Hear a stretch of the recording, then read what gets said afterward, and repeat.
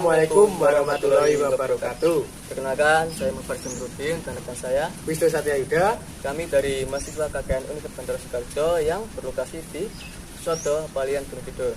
Di sini saya serta Mas Wisnu sedang berada di Pesarian Ki Ageng Gunung Tiga yang bertempat di Dusun Sidoarjo, Desa Sodo, Kecamatan Palian, Kabupaten Gunung Kidul. Siapa sih Mas Ki Ageng Gunung Tiga tersebut? Ki Ageng Gunung Tiga merupakan tokoh yang mendapatkan wahyu berupa ikan. Yang konon katanya merupakan cikal bakal dari berdirinya Kerajaan Mataram. Oh begitu ya Mas. Iya. Nah, mungkin untuk lebih jelasnya kita bisa bertanya ke narasumbernya langsung, yaitu juru kunci dari Pesarian Ki Ageng Gunung Tiga tadi ya Mas. Ya. Oke siap. Mari kita mencuri ke sana ya Mas. Ya. Oke, let's go.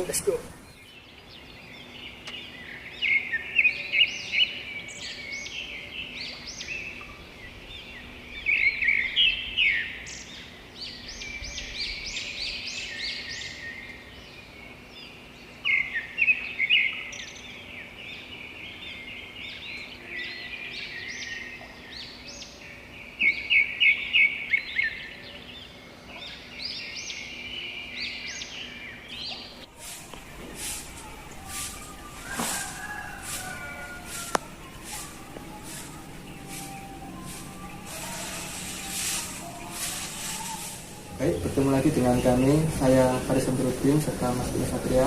Di sini sudah bertemu dengan juru kunci dari Pesarian Ki Ageng Tiga. Dengan siapa Mas? Perkenalkan, nama saya Susilo. Kalau nama panggilan dalam atau nama gelar dari Ngerso Dalam dari keraton itu Mas Betul Surabaya Susilo. Gitu. Di sini masih film atau menunggu apa tadi menjaga makam ini sejak kapan ya? Kalau saya di sini sejak dari kecil, itu kelas 3 SD sudah sering tidur di sini, baik sendiri ataupun ada temennya. Saya mulai di sini sejak kelas 3 SD sampai lulus SMA, sudah tidur di sini. Akan tetapi mendapatkan SK atau serat kekancingan dari keraton itu sejak tahun 2014 dari keraton. Jadi awalnya main-main kesini dulu ya Mas? Jadi memang dari sudah dari mbah saya turun temurun memang di sini, kemudian turun secara alami turun temurun untuk menjaga atau ngerkso di sini. Maka dari keraton sendiri namanya kalau sebagai juru kunci itu paringan dalamnya itu pasti pakai nama Suratso gitu, pakai nama Suratso. Dalam menjaga atau menjadi juru kunci ini ada kendala? Jadi sebenarnya kalau kendala itu secara langsung itu saya pernah istilahnya tidak pernah menganggap ada kendala, karena sebagai juru kunci itu adalah sebuah pengabdian, yaitu pengabdian kepada raja atau Ngerso Dalem atau Sultan di Jogja, kemudian pengabdian juga ke keraton. Nah di sini atas perintah kami sebagai sekeluarga ini sebagai abdi dalem atas perintah langsung dari Ngerso Dalem atau dari keraton Ngayogyakarta. Seperti itu. Akan tetapi kalau masalah kendala kecil-kecil ya banyak sekali ada, tapi ya tidak menjadi masalah. Bagian istilahnya kalau ada tamu yang berziarah tidak berpakaian sopan itu tetap suatu kendala, tapi bisa kami tegur. Semisal ada apa itu, tapi kendala-kendala kecil seperti itulah yang seperti itu. Ini untuk makamnya ini sudah ada sejak kapan? Nah kalau Pesarian Ki Ageng Giring itu beliau semasa hidupnya itu kurang lebih abad ke-15, jadi sekitar kurang lebih 500-an tahun, 5 abad sebelum adanya Kerajaan Mataram. Jadi dulu ini kan ada konflik dengan penjajah atau tidak? Pada waktu itu jadi kalau masalah konflik sama penjajah itu saya kira tidak sih, karena pada waktu ceritanya mbah saya yang sudah istilahnya masih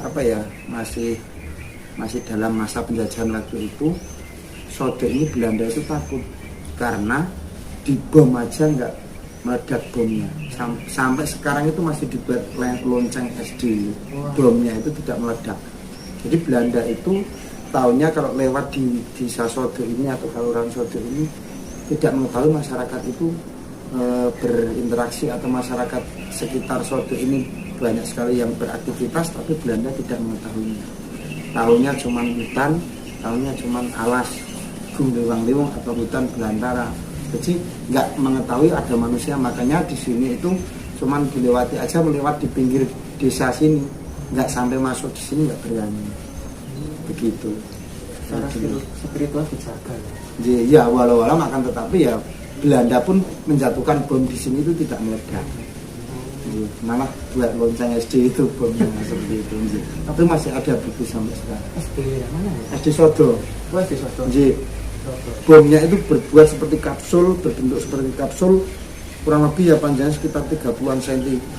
Segini seperti kapsul itu tidak meledak. Buat lonceng SD dulu. Itu dibom aja nggak meledak, nggak meledak bomnya gitu. Makanya Belanda takut untuk memasuki di kawasan Sodo ini. Makam ini sekitarnya makam kan dibangun mas. Sebelumnya itu sudah mengalami berapa kali pembangunan atau? Sudah istilahnya sudah beberapa kali kami merenovasi. Yang pertama itu kakek buyut saya, namanya Mbah Ahmad Diman. Sebelumnya juga Mbah Madyo Kromo Sutoreko. Mbah Madyo Kromo Sutoreko itu adalah, kalau dari saya itu garis keturunan saya ketujuh, keturunan ketujuh dari Mbah Madyo Kromo itu. Jadi pada waktu dulu masih Mbah saya itu dengan mengambil uang pribadi untuk membangun ini, karena dulu waktu semasa menemukan di sini simbah-simbah atau leluhur-leluhur saya di sini, itu di sini cuma gundukan tanah yang banyak sekali tulang belulang. Nah itu suruh mencari yang gundukan tanah itu, untuk mencari disitulah letak daripada kesarian Ki Ageng Gunung itu. Nah dari itu makanya simbah saya itu suruh mencari Tengoro Siti Petak atau Lemah Putih. Itu karena apa? Burung yang lewat di atasnya pesarian Eyang itu pasti jatuh meninggal. Itu makanya dinamakan Siti Petak atau Tanah Putih itu karena banyak sekali tulang belulang di gundukan tanah itu. Makanya setelah menemukan itu simbah saya memugar, kemudian dilanjutkan Mbah Buyut saya. Mbah Buyut saya itu bangun sekitar tahun 1942. Itu dibuka kembali. Dulu kan ini semuanya kayu, baik gentengnya, baik apanya kayu, tapi sudah mungkin beratus-ratus tahun, kemudian diganti sama mbah saya. Kemudian di tahun 1952 itu ada juga seorang penjara itu merenovasi ini, pendopo yang di dalam ini. Kemudian di tahun 1989 itu jenengan Ngerso Dalem yang ke-10 ini membangun selasar ini. Kemudian di tahun 2000 itu adalah salah satu putra Hamengkubuwono yang kedua, putra Hadi kedua itu membangun ini keramik, dulunya keramik di sini, keramik ini keramik, terus taman parkir itu, inovasi itu dari Raden Subhadri Cokomanggolo membangun itu. Kemudian di tahun 2010 itu ada pemugaran tembok, sedikit tembok. Terus kemudian di tahun 2016 itu pemugaran tembok kembali. Kemudian di tahun 2018-2019 itu kami berhubung sudah menjadi cagar budaya, itu dibangun oleh Keraton Ngayogyakarta lewat Panitera Puro dan lewat kami ini membangun ini semua, merenovasi ini semua, paving, dan insya Allah rencana besok di tembok sebelah timur itu sama sendang itu yang mau direnovasi seperti itu. Wahyu. Bukan sendang talang warni ini. Ini kira-kira dijadikan alatnya itu tahun berapa? Cagar Budaya itu di tahun 2012 kami mendapatkan penghargaan dari Gubernur Daerah Istimewa Yogyakarta, Nusro Dalem, Sultan Hamengkubuwono, itu di tahun 2012 menjadi pelestari cagar budaya.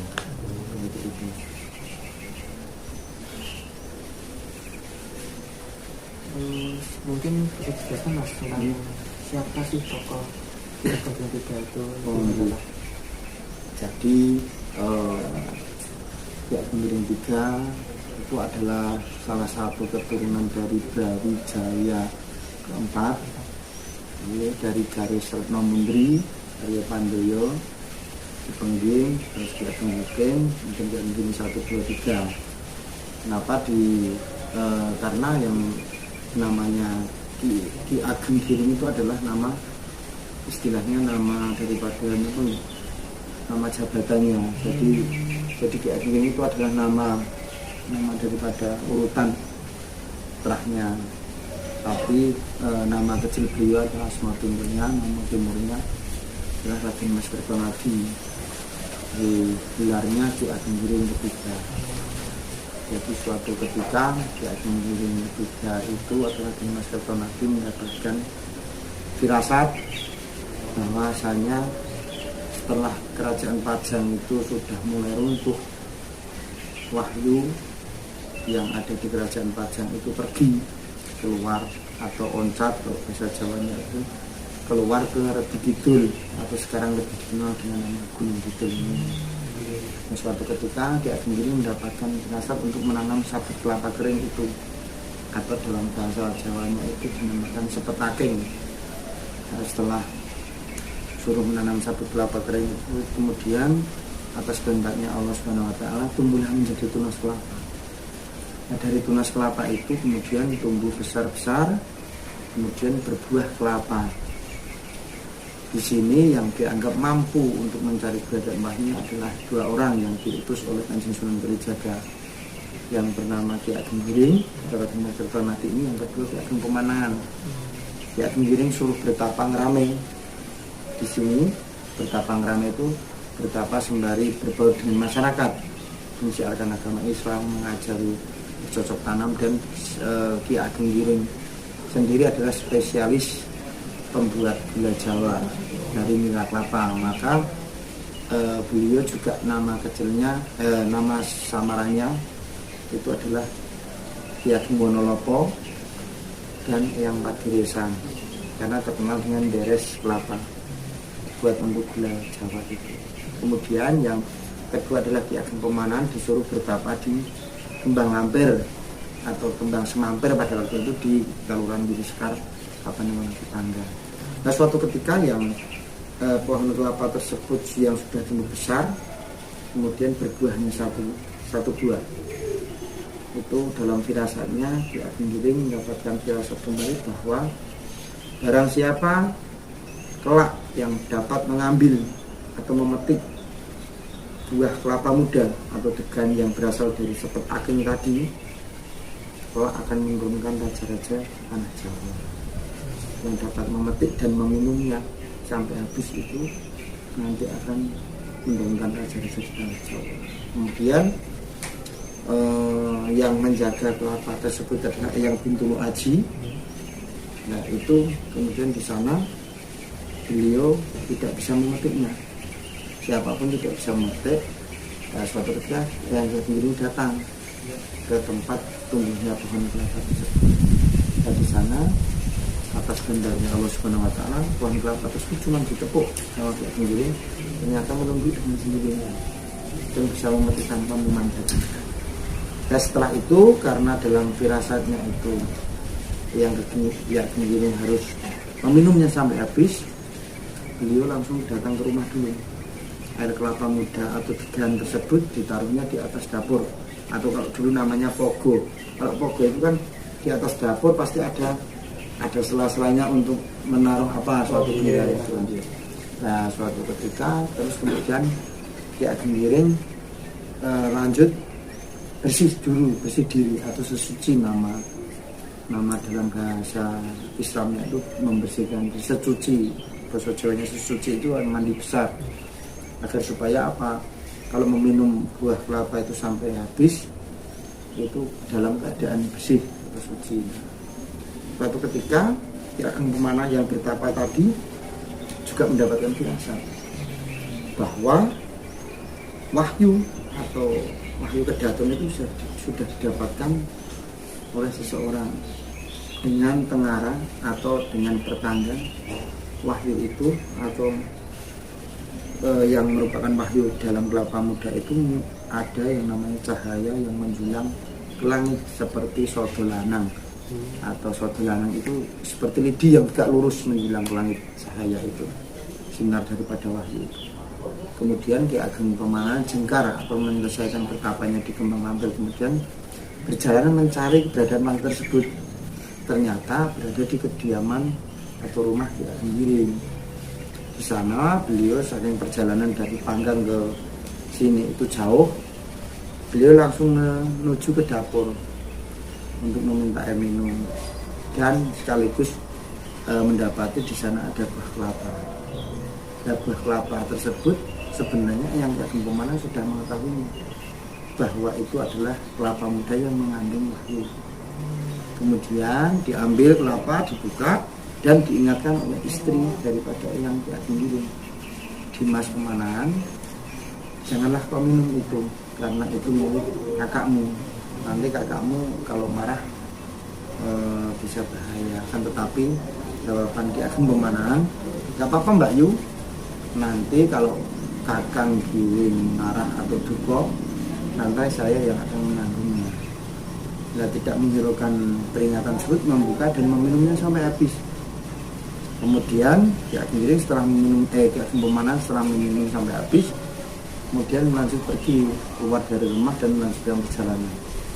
Nah, di suatu tempat Ki Ageng Giring yang tadi bersuci di Sungai Nyamatan atau Kali Nyamatan dulu namanya, dinamakan Kali Gowang, itu karena Ki Ageng Giring sudah merasa bahwa wahyu sudah diambil dan diminum oleh Ki Ageng Pemanah. Jadi sudah mengetahui sebelum, karena orang dulu ya linueh lah kita mengerti sak arah salah satunya seperti itu. Setelah mengetahui, maka sungai yang dibuat mandi yang Ki Ageng Giring sampai sekarang dinamakan Sungai Gowang atau Kali Gowang. Nah, begitu yang Ki Ageng Giring datang ke rumah, kemudian terdapati juga ternyata benar bahwa di situ kelapa muda atau degan yang mengandung wahyu itu sudah diminum oleh Ki Ageng Pemanah. Kemudian dikejar sampai di suatu tempat, ditanya, Dimas Pemanahan, kapan kamu akan mengembalikan wahyu kedatangan kepada anak keturunan saya atau kepadaku, agar kelak anak cucu saya ikut menikmati atau menikmati. Jawab pertanyaan pertama, kedua, tiga belum ada jawaban. Sampailah di Kelurahan Gunung Pasar, Desa Gunung Pasar, Kecamatan Brunei, Kabupaten Giring, Kabupaten Bantul. Di sana terdapat nisan 7 buah nisan, itu pertanda perjanjian antara Ki Ageng Giring sama Ki Ageng Pemanah. Di sana Ki Ageng Pemanahan konon memberikan jawaban, walau Mas turun 7 sampai 9, nanti anak keturunanmu menjadi menggantikan anak keturunan saya untuk menjadi raja di Tengah Jawa. Setelah mendapatkan jawaban tersebut, kemudian Ki Ageng Giring kembali ke sini, daerah Sodo Gunung Sini dan sekitarnya, untuk mensiarkan agama Islam sembari menunggu kapan akan datang wahyu kepada anak cucunya. Setelah itu Ki Ageng Pemanahan melanjutkan perjalanan ke Alas Muntaok, karena itu bumi, termasuk bumi pemberian dari Sultan Hadiwijaya Pajang untuk babat Alas Muntaok mendirikan kerajaan. Seperti itu. Jadi pada dasarnya yang Ki Ageng Giring itu adalah seseorang yang mendapatkan wahyu kedaton terakhir kali, wahyu kerajaan Islam Mataram di Tengah Jawa ini, atau wahyu kerajaan yang seperti itu. Secara singkat daripada ini.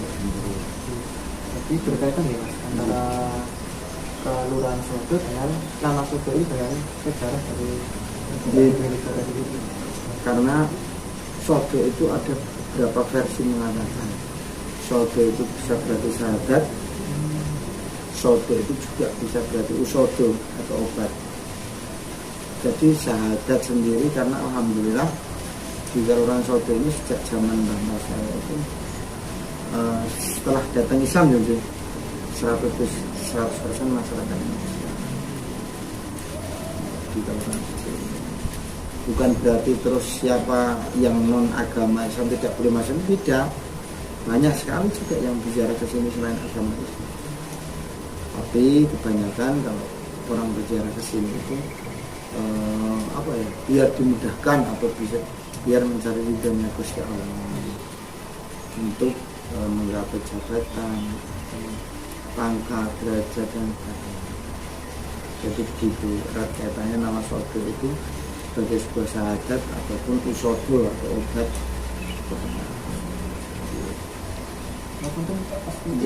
Makan siapa?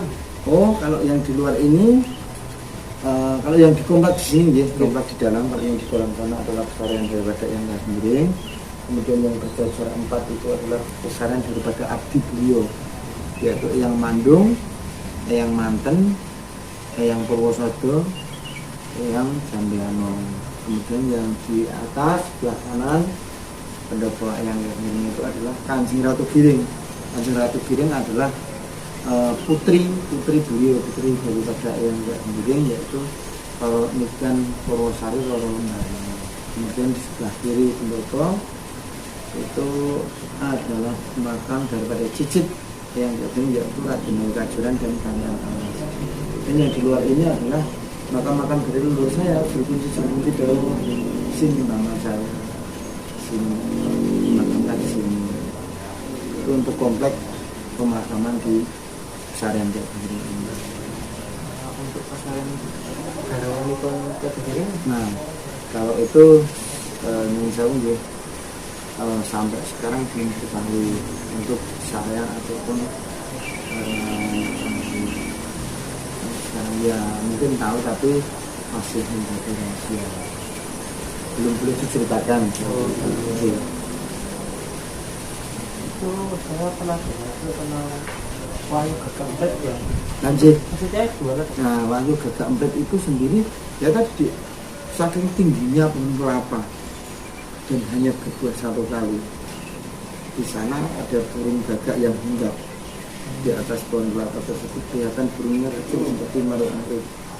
Ya, maka terkenal dengan sebutan Wahyu Gagak Emprit. Baik teman-teman, itu tadi sejarah dari Ki Ageng Ketiga melalui penjelasan dari narasumber yang merupakan juru kunci dari Pesarian Ki Ageng Ketiga, Mas Susilo. Terima kasih sekali ucapkan Mas Susilo atas sangat mendeta, mendalam.